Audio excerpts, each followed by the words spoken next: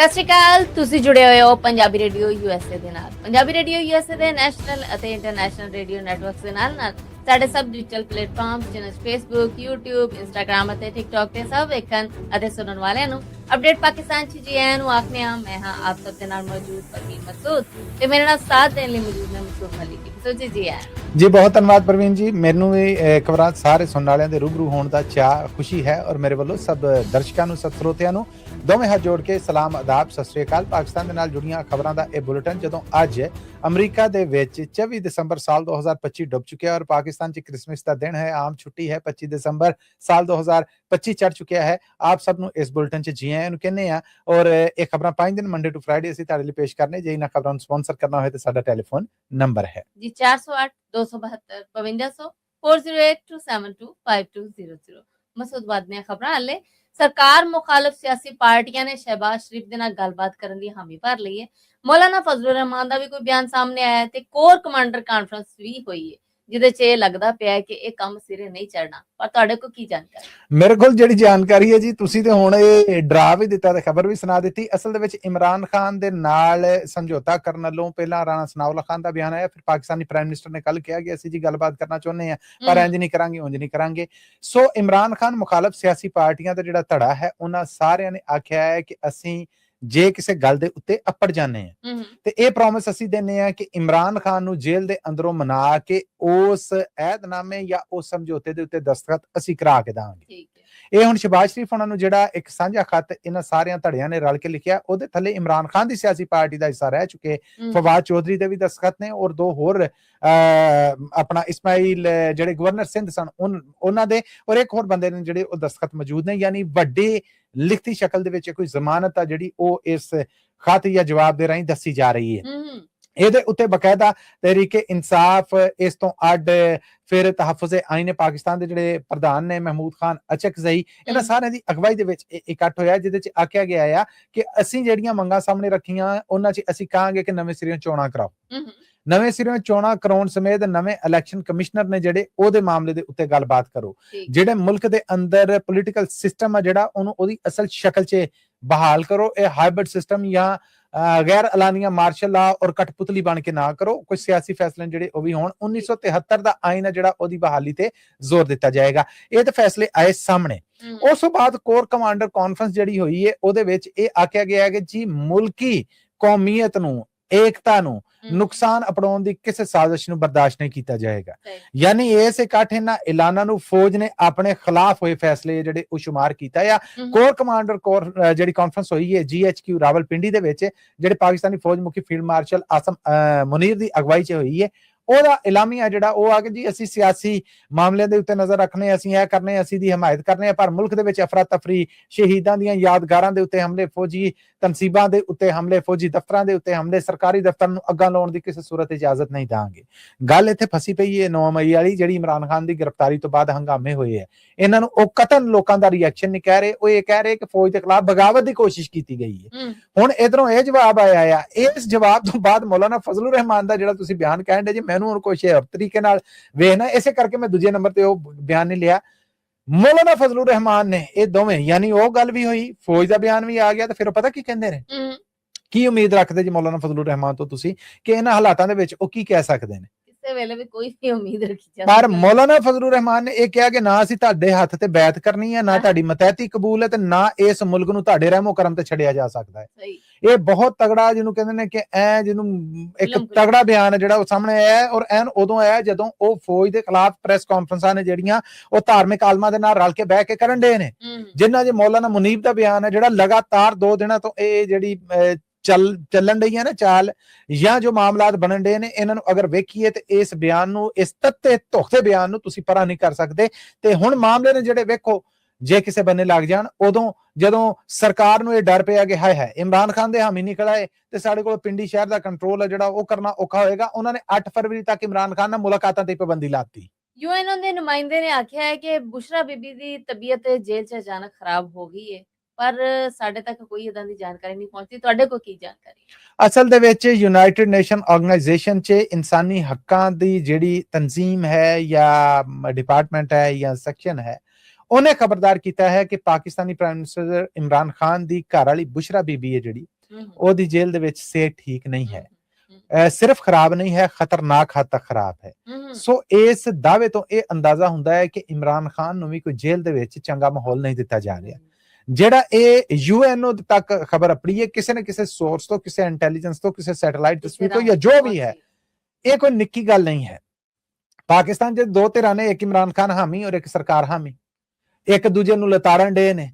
ਧੱਕਾ ਤੇ ਇਮਰਾਨ ਖਾਨ ਦੀ ਸਿਆਸੀ ਪਾਰਟੀ ਦੇ ਨਾਲ ਹੋਣ ਡਿਆ, ਪਰ ਇੱਕ ਲੀਡਰ ਹੈ ਜਿਹੜਾ ਉਹਨੂੰ ਜੇਲ੍ਹ ਦੇ ਅੰਦਰ ਇੰਨੇ ਤਸੀਹੇ ਦਿੱਤੇ ਜਾ ਰਹੇ ਨੇ ਕਿ ਇਮਰਾਨ ਖਾਨ ਦੀਆਂ ਭੈਣਾਂ ਰੌਲਾ ਪਾ ਪਾ ਕੇ ਕਹਿਣ ਡੀਆਂ, ਮੁੰਡੇ ਉਹਦੇ ਦੁਨੀਆ ਦੇ ਹਰ ਪਲੇਟਫਾਰਮ ਤੇ ਕਹਿਣ ਡੇ ਨੇ ਕਿ ਸਾਡੇ ਪਿਓ ਨੂੰ ਗੰਦਾ ਪਾਣੀ ਪਿਆਇਆ ਜਾ ਰਿਹਾ ਹੈ, ਉਹਨੂੰ ਨਹਾਉਣ ਵਾਸਤੇ ਗਾਰਬੇਜ ਦਾ ਪਾਣੀ ਦਿੱਤਾ ਜਾ ਰਿਹਾ ਹੈ, ਉਹਨੂੰ ਦਵਾਈ ਨਹੀਂ ਦਿੱਤੀ ਜਾ ਰਹੀ, ਉਹਨੂੰ ਉਹਦੇ ਤੱਕ ਉਹਦੇ ਜ਼ਾਤੀ ਡਾਕਟਰ ਨੇ ਜਿਹੜੇ ਉਹਨਾਂ ਨੂੰ ਚੈੱਕਅਪ ਲਈ ਨਹੀਂ ਪਹੁੰਚ ਦਿੱਤੀ ਜਾ ਰਹੀ ਕਿ ਉਹ ਜਾ ਕੇ ਵੇਖ ਲੈਣ ਕਿ ਇਹਦੇ ਕਿਹੜੇ ਟੈਸਟ ਨੇ, ਕੀ ਇਹਨੂੰ ਬਿਮਾਰੀ ਜਾਂ ਰੋਗ ਆ, ਕੀ ਇਹਨੂੰ ਦਵਾ ਦੇਣੀ ਹੈ। ਤੇ ਜਦੋਂ ਇਸ ਹੱਦ ਤੱਕ ਧੱਕਾ ਹੋਣ ਡਿਆ ਹੋਵੇ, ਉੱਥੇ ਇਹ ਰਿਪੋਰਟ ਸਾਹਮਣੇ ਆਉਣਾ ਹੈ। ਵੇਖੋ, ਜੇ ਜ਼ਮੀਰ ਜਾਗ ਪਏ ਔਰ ਇਹਦੇ ਉੱਤੇ ਕੋਈ ਦੁਨੀਆ ਵੱਲੋਂ ਐਕਸ਼ਨ ਲਿਆ ਜਾਏ, ਕੋਈ ਪਾਕਿਸਤਾਨ ਦੇ ਉੱਤੇ ਦਬਾਅ ਹੈ ਜਿਹੜਾ ਉਹ ਬਣਾਇਆ ਜਾਏ, ਕੋਈ ਇਹ ਮਾਮਲਾ ਹੈ ਜਿਹੜਾ ਇਹ ਕਿਤੇ ਪੋਰਟਰੇਟ ਹੋਵੇ।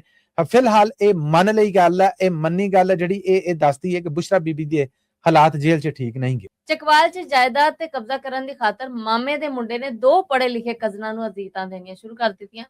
ਭੈਣ ਮਰ ਗਈ, ਭਰਾ ਬਚ ਗਿਆ। ਹੁਣ ਇਸ ਕੇਸ ਦਾ ਫੈਸਲਾ ਆ ਗਿਆ ਜੀ। ਕੁਝ ਮਹੀਨੇ ਪਹਿਲਾਂ ਪ੍ਰਵੀਨ ਇਹ ਸੀਗਾ ਕਿ ਜਾਇਦਾਦ ਦੇ ਉੱਤੇ ਕਬਜ਼ਾ ਵੀ ਉਸੇ ਬੰਦੇ ਦਾ ਸੀਗਾ, ਕਈ ਏਕੜ ਜ਼ਮੀਨ ਸੀ। ਕੁੜੀ BS ਆਨਰਸ ਕੀਤਾ ਸੀ ਉਹਨੇ ਪੰਜਾਬ ਯੂਨੀਵਰਸਿਟੀ ਤੋਂ, ਮੁੰਡਾ ਹੈ ਜਿਹੜਾ ਉਹਨੇ ਵੀ ਪੰਜਾਬ ਯੂਨੀਵਰਸਿਟੀ ਤੋਂ ਗ੍ਰੈਜੂਏਟ ਸੀਗਾ। ਦੋਹਾਂ ਦੇ ਮਾਪਿਓ ਮਰ ਗਏ ਤੇ ਉਹਨਾਂ ਨੂੰ ਕਮਰੇ 'ਚ ਬੰਦ ਕਰ ਦਿੱਤਾ ਗਿਆ। ਇਹ ਮਾਮੇ ਦਾ ਮੁੰਡਾ ਉਹਨਾਂ ਦੀਆਂ ਜ਼ਮੀਨਾਂ ਤੇ ਕਬਜ਼ਾ ਕਰਕੇ ਵਾਈ ਵੀ ਜੀ ਸਭ ਕੁਝ ਕਰਨ ਡਿਆ ਸੀਗਾ ਔਰ ਉਹਦੀ ਰੀਝ ਸੀਗੀ ਕਿ ਇਹ ਮਰ ਜਾਣ, ਮੈਂ ਕਾਬਜ਼ ਹਾਂ, ਇਹ ਸਭ ਕੁਝ ਮੈਨੂੰ ਲੱਭ ਜੇ।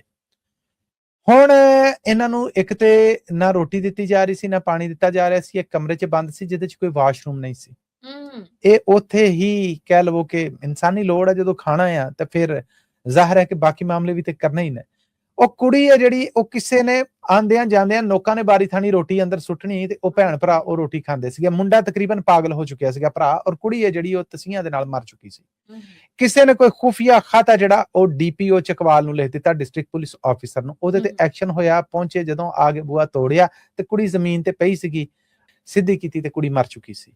ਪੋਸਟਮਾਰਟਮ ਰਿਪੋਰਟ ਆਈ ਤੇ ਪਤਾ ਲੱਗਾ ਕੁੜੀ ਨੂੰ ਤੇ ਮਰੀ ਨੂੰ 15 ਦਿਨ ਹੋ ਗਏ ਔਰ ਮਰਨ ਦਾ ਕਾਰਨ ਭੁੱਖ ਸੀ, ਭੁੱਖੀ ਰਹਿ ਮਰੀ। ਉੱਥੋਂ ਸੁੱਕੀਆਂ ਰੋਟੀਆਂ ਦੇ ਕੁਝ ਟੁਕੜੇ ਨੇ ਜਿਹੜੇ ਉਹ ਲੱਭੇ।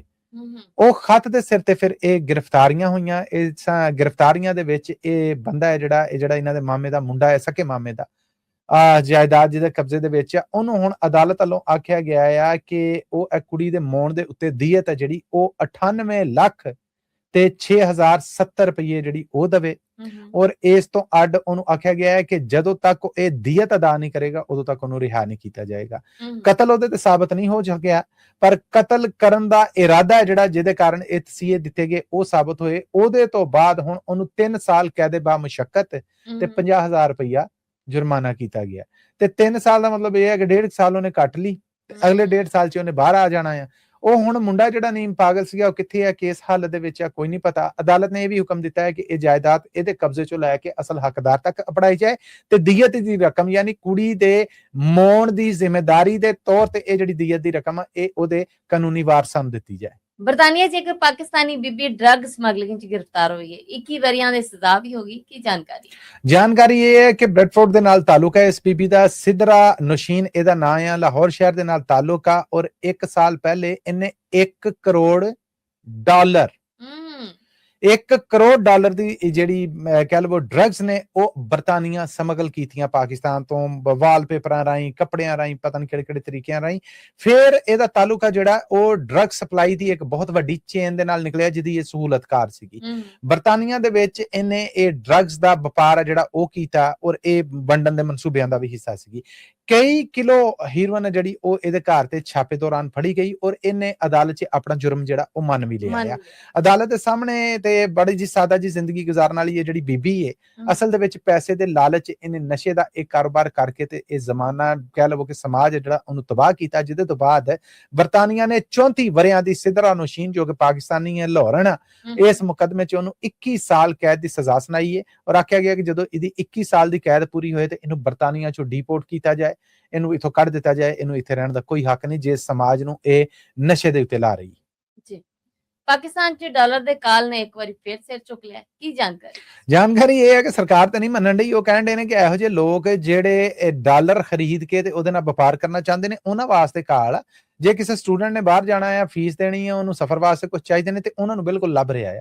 ਗੱਲ ਇਹ ਹੈ ਕਿ ਇਹ ਕੀ ਗੱਲ ਹੋ ਗਈ ਕਿ ਇਹਦੇ ਵੇਖੋ ਨਾ, ਇਹ ਦਾਗ ਆ ਤੇ ਤੁਸੀਂ ਦੂਜੇ ਦਾ ਝੱਗਾ ਫੜ ਕੇ ਕਹੋਗੇ ਨਹੀਂ ਇਹਦੇ ਬਹੁਤੇ ਦਾਗ ਨੇ। ਪ੍ਰੋਬਲਮ ਇਹ ਹੈ ਕਿ ਜਿਹਨੂੰ ਜੋ ਚਾਹੀਦਾ ਹੈ ਉਹ ਮਾਰਕੀਟ ਦੇ ਵਿੱਚ ਲੱਭੇ। ਹੁਣ ਸਟਾਕ ਐਕਸਚੇਂਜ ਕਮਿਸ਼ਨ ਦੇ ਜਿਹੜੇ ਪ੍ਰਧਾਨ ਨੇ ਪਰਾਚਾ ਸਾਹਿਬ, ਜ਼ਫਰ ਪਰਾਚਾ, ਉਹਨਾਂ ਦਾ ਇਹ ਆਖਣਾ ਹੈ ਕਿ ਜੀ ਡਾਲਰ ਦਾ ਕਾਲ ਆ ਜਿਹੜਾ ਉਹ ਜਾਲੀ ਐਕਸਚੇਂਜ ਔਰ ਜਾਲੀ ਕਰੰਸੀ ਦਾ ਕਾਰੋਬਾਰ ਵਪਾਰ ਕਰਨ ਵਾਲੇ ਨੇ ਜਿਹੜੇ ਉਹਨਾਂ ਕਾਰਨ। ਅਸਲ ਹਕੀਕਤ ਇਹ ਹੈ ਕਿ ਹਕੂਮਤ ਨੇ ਇਹਦੇ ਉੱਤੇ ਬਹੁਤ ਨੱਥ ਪਾਈ ਹੋਈ ਹੈ ਔਰ ਤੁਸੀਂ ਵੇਖੋ ਕਿ ਪਿਛਲੇ 1 ਸਾਲ 'ਚ ਡਾਲਰ ਦਾ ਰੇਟ ਜਿਹੜਾ ਉਹ 8 ਰੁਪਏ ਥੱਲੇ ਆਇਆ, ਫਲਾਂ ਜੋ ਹਕੂਮਤੀ ਬਿਆਨ ਹੁੰਦੇ ਨੇ। ਦੂਸਰੇ ਪਾਸੇ ਪ੍ਰਵੀਨ, ਕਰਾਚੀ 'ਚੋਂ ਐਸੇ ਲੋਕਾਂ ਦੀਆਂ ਗ੍ਰਿਫਤਾਰੀਆਂ ਹੋਈਆਂ ਨੇ ਜਿਹੜੇ ਜਾਲੀ ਕਰੰਸੀ ਦਾ ਹਿੱਸਾ ਨੇ। ਪਤਾ ਨਹੀਂ 5-5 ਹਜ਼ਾਰ ਅਮਰੀਕੀ ਡਾਲਰ, ਕਿੰਨੇ ਹਜ਼ਾਰ ਯੂਰੋ, ਰਿਆਲ, ਦਿਨਾਰ ਔਰ ਚਾਈਨੀਜ਼ ਕਰੰਸੀ ਹੈ ਜਿਹੜੀ ਉਹ ਉਹਨਾਂ ਕੋਲ ਫੜੀ ਜਾ ਰਹੀ ਹੈ। ਇੱਕ ਬੰਦੇ ਨੇ ਜਦੋਂ ਸਟਾਕ ਐਕਸਚੇਂਜ ਦੇ ਨਾਲ ਜੁੜੀ ਕਿਸੇ ਕੰਪਨੀ ਦੇ ਨਾਲ ਵਪਾਰ ਕਰਨਾ, ਉਹਨੇ ਜਾਣਾ ਤੇ ਜ਼ਾਹਰ ਸਰਕਾਰੀ ਰੇਟ ਹੋਏਗਾ। ਕੰਪਨੀ ਨੇ ਆਪਣਾ ਪ੍ਰੋਫਿਟ ਮਾਰਜਨ ਵੀ ਰੱਖਣਾ ਆ, ਉਹ ਸਭ ਕੁਝ ਕਰਾ ਕੇ ਉਹਨੂੰ ਕਟੌਤੀ ਕਰਕੇ ਉਹ ਕਹ ਲੋ ਕਿ ਡਾਲਰ ਦਾ ਮੁੱਲ ਉਹਨਾਂ ਦੇਣਾ ਆ। ਜਦ ਕਿ ਬਾਹਰ ਜਾਣਾ ਉਹਨੇ ਤੇ ਓਪਨ ਮਾਰਕੀਟ ਦਾ ਜਿਹੜਾ ਰੇਟ ਆ ਉਹਦੇ ਕੋਈ ਕਟੌਤੀ ਨਹੀਂ ਹੋਣੀ। ਉਹ $1 ਦੇਣ ਵਾਲਾ ਬੰਦਾ ਆ, ਉਹਨੂੰ ਕੀ ਲੋੜ ਆ ਪੈਟਰੋਲ ਵੀ ਖਰਚੇ, ਉੱਥੇ ਵੀ ਜਾਵੇ, ਲੀਗਲ ਤਰੀਕੇ ਦੇ ਨਾਲ ਟੁੱਕ ਵੀ ਲਵਾਵੇ, ਡਾਲਰ ਦਾ ਮੁੱਲ ਵੀ ਘੱਟ ਪਵੇ। ਬਾਹਰ ਖਲੋਤਾ ਬੰਦਾ ਕਹਿੰਦਾ ਹਾਂ ਡਾਲਰ 282 ਦਾ ਦੇ ਜਾਓ, 282 ਦਾ, $282। ਇਹੋ ਜਿਹੀਆਂ ਆਵਾਜ਼ਾਂ ਦੇ ਕੋਡ ਹੁੰਦੇ ਨੇ। ਉਹ ਕਹਿੰਦਾ ਇੱਧਰ ਕੀ ਜਾਣਾ, ਇਹਨੂੰ ਪੁੱਛੋ। ਹਾਂ ਬਈ, ਉਹ ਕਹਿੰਦਾ ਕਿ ਪੈਸੇ ਤੇਰੇ ਅਕਾਊਂਟ 'ਚ ਟ੍ਰਾਂਸਫਰ ਕਰਨੇ ਕਿ ਕੈਸ਼ ਲੈਣਾ ਹੈ? ਮੈਂ ਤਾਂ ਕੈਸ਼ ਲਾਂਗਾ। ਕੈਸ਼ ਅਸਲੀ ਜਾਲੀ ਵੇਖ ਲੈਣਾ, ਲਿਆ ਡਾਲਰ ਫੜਾ, ਇਹ ਲੈ ਪੈਸੇ। ਇੱਕ ਸਰਕਾਰੀ ਰੇਟ ਤੋਂ ਰੁਪਈਆ 2 ਰੁਪਈਏ ਜਦੋਂ ਵੱਧ ਲੱਭਣਗੇ ਤੇ ਆਪਣੇ ਬੰਦੇ ਫਿਰ ਇਹ ਨਹੀਂ ਵੇਖਦੇ ਕਿ ਇਹ ਕਾਲਾ ਧਨ ਆ, ਇਹ ਕਾਰੋਬਾਰ ਨਜਾਇਜ਼ ਆ, ਇਹ ਬੁਰਾ ਕੰਮ ਆ। ਉਹ ਕਹਿੰਦੇ ਨੇ ਸਾਨੂੰ ਸਾਡਾ ਜਿਹੜਾ ਹੈ ਉਹ, ਇਹ ਵੀ ਸਰਕਾਰੀ ਪਾਲਿਸੀਆਂ ਕਾਰਨ ਆ ਕਿ ਤੁਸੀਂ ਲੀਗਲ ਕੰਮ ਇੰਨਾ ਔਖਾ ਕਰ ਦਿੱਤਾ ਹੈ ਕਿ ਫਿਰ ਇਨਲੀਗਲ ਜਿਹੜਾ ਉਹਦੇ ਪਾਸੇ ਲੋਕੀ ਜਾ ਰਹੇ ਨੇ। ਪਰ ਦਾਵਾ ਇਹ ਹੈ ਕਿ ਜੀ ਇਹੋ ਜਿਹੀ ਕੋਈ ਕਿੱਲਤ ਜਾਂ ਕਾਲ ਨਹੀਂ ਹੈ ਕਿ ਜਿਹਦੇ ਕਾਰਨ ਇਹ ਕਹੀਏ ਕਿ ਡਾਲਰ ਬਲੈਕ 'ਚ ਵਿਕ ਰਿਹਾ। ਮਸੂਦ, ਇਹਦੇ ਨਾਲ ਹੀ ਅਸੀਂ ਆਪਣੇ ਸਰੋਤਿਆਂ ਕੋਲ ਲੈਣੀ ਇਜਾਜ਼ਤ, ਪਰ ਜਾਣ ਤੋਂ ਪਹਿਲੇ ਉਹੀ ਇੱਕ ਗੱਲ ਜਿਹੜੀ ਸੀ ਹਰ ਵਾਰ ਕਰੀਏ ਜੀ। ਇਹ ਗੱਲ ਅਸੀਂ ਇਸ ਲਈ ਕਰ ਰਹੇ ਹਾਂ ਕਿ ਸਾਡੇ ਸੁਣਨ ਵਾਲੇ ਚੇਤਾ ਵੀ ਰੱਖਣ, ਇਹ ਖਬਰਾਂ ਤੁਹਾਡੇ ਵਾਸਤੇ ਪੰਜਾਬੀ ਰੇਡੀਓ USA ਦੇ ਨੈਸ਼ਨਲ ਔਰ ਇੰਟਰਨੈਸ਼ਨਲ ਰੇਡੀਓ ਨੈਟਵਰਕ ਦੇ ਨਾਲ ਸਾਡੇ ਸੋਸ਼ਲ ਮੀਡੀਆ ਪਲੇਟਫਾਰਮ ਜਿਨ੍ਹਾਂ 'ਚ ਪੰਜਾਬੀ ਰੇਡੀਓ USA ਦਾ ਫੇਸਬੁੱਕ ਹੈ, YouTube ਹੈ, Instagram ਹੈ, TikTok ਹੈ, ਇਹਦੇ ਤੇ ਵੀ ਪੇਸ਼ ਕੀਤੀਆਂ ਜਾਂਦੀਆਂ। ਹਫ਼ਤੇ 'ਚ 5 ਦਿਨ ਇਹ ਖਬਰਾਂ ਲੈ ਕੇ ਅਸੀਂ ਤੁਹਾਡੀ ਸੇਵਾ 'ਚ ਹਾਜ਼ਰ ਹੁੰਦੇ ਹਾਂ। ਜੇ ਇਹਨਾਂ ਖਬਰਾਂ ਨੂੰ ਸਪਾਂਸਰ ਕਰਨਾ ਹੋਵੇ ਤਾਂ ਸਾਡਾ ਟੈਲੀਫੋਨ ਨੰਬਰ ਹੈ ਜੀ 408 272 5200 और 0827252 ਇਹਦੇ ਨਾਲ ਹੀ ਅਪਡੇਟ ਪਾਕਿਸਤਾਨ ਚੋਂ ਮੈਨੂੰ ਇਜਾਜ਼ਤ। ਅਗਲੇ ਅਪਡੇਟ ਪਾਕਿਸਤਾਨ ਤੱਕ ਲਈ ਮੇਰਾ ਤੁਹਾਡਾ ਸਾਡਾ ਸਾਰਿਆਂ ਦਾ ਰੱਬ ਰਾਖਾ।